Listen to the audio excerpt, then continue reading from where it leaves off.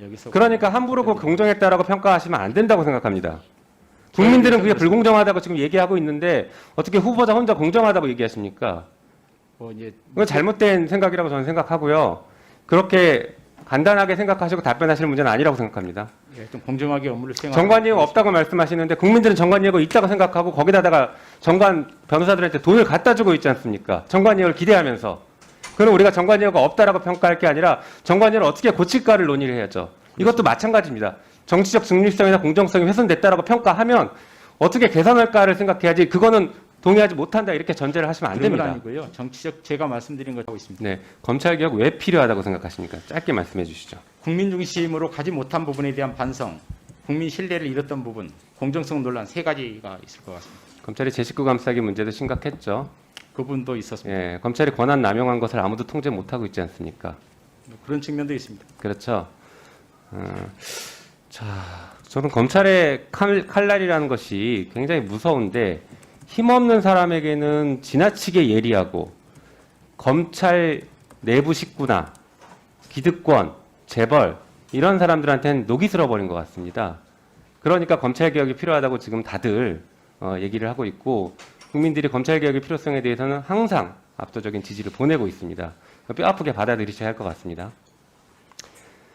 자, 뭐 여러 가지 문제가 있는데 검찰권 행사가 공정하지 못했다라는 얘기들도 늘 나오고 있죠.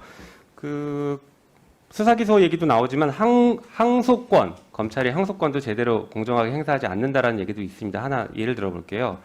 공직선거법 위반 사건 관련해서 뭐 최근에 보셔서 아시겠지만 여야가 비슷하게 기소가 됐습니다.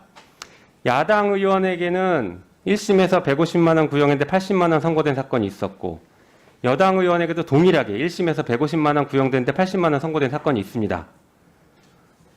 야당 의원 건은 항소하지 않아서 1심이 확정됐고요. 여당 의원 사건은 항소해서 항소심까지 올라가서 항소심에서 여전히 다시 80만 원이 선고된 사건이 있습니다. 왜 누구는 항소하고 누구는 항소하지 않는 그 이유가 뭔가요? 그 기준이 뭔가요? 구체적인 경위를 봐야 되겠습니다만 사실은 정치적 중립성이 논란이 되는 것은 반대였어야 될 것 같아요. 그렇죠. 제가 말씀드리고 싶은 게 그겁니다. 근데 이게 지금 여야가 바뀌었을 때는 또 검찰이 그 국민의힘 쪽 편을 들고 여전히 여야가 지금 바뀌어서 야당이 됐을 때에도 국민의힘을 편을 들고 있다라는 게 굉장히 독특한 지금 검찰의 문화인 것 같고 국민들이 바라보는 검찰의 잘못된 지점이다 이렇게 생각을 하고 있습니다. 그 부분도 후보자님께서 좀 뼈아프게 받아들이셔야 할 것 같습니다. 그 부분은 뭐 제가 죄송합니다. 동의하기는 좀 어렵고요. 정말 공정하게 업무 수행하도록 하겠습니다. 동의하지 못한다는 것은 검찰권이 그동안 그 야당인 국민의힘에게 유리하게 행사된 것은 아니다 이렇게 말씀하시는 것인가요? 공정하게 행사되었을 것이라고 생각하고 저도 그렇게 하려고 노력했었습니다. 그 본인께서는 그렇게 하셨을지 모르겠지만 지금 예를 들어서 나경원 씨에 대해서 기소가 하나도 이루어지지 않고 다 무혐의 처리됐습니다. 그게 공정했습니까? 구체적인 경위를 제가 몰라서 여기서 그러니까 함부로 그 공정했다라고 평가하시면 안 된다고 생각합니다. 국민들은 그게 불공정하다고 지금 얘기하고 있는데 어떻게 후보자 혼자 공정하다고 얘기하십니까? 그건 잘못된 생각이라고 저는 생각하고요. 그렇게 간단하게 생각하시고 답변하실 문제는 아니라고 생각합니다. 예, 좀 공정하게 업무를 수행하고 정관예우가 없다고 말씀하시는데 국민들은 정관예우가 있다고 생각하고 거기다가 정관 변호사들한테 돈을 갖다 주고 있지 않습니까? 정관예우를 기대하면서.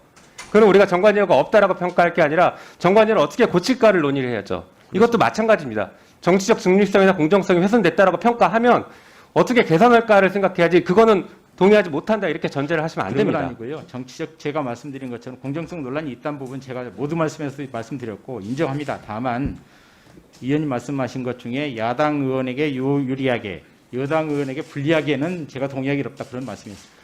그러면 왜 항소 안 했는지를 확인해서 나중에 저희 의원실에 따로 말씀해 그건 주십시오. 한번 살펴보겠습니다. 네, 왜 누구는 항소했고 누구는 항소 안 했는지를.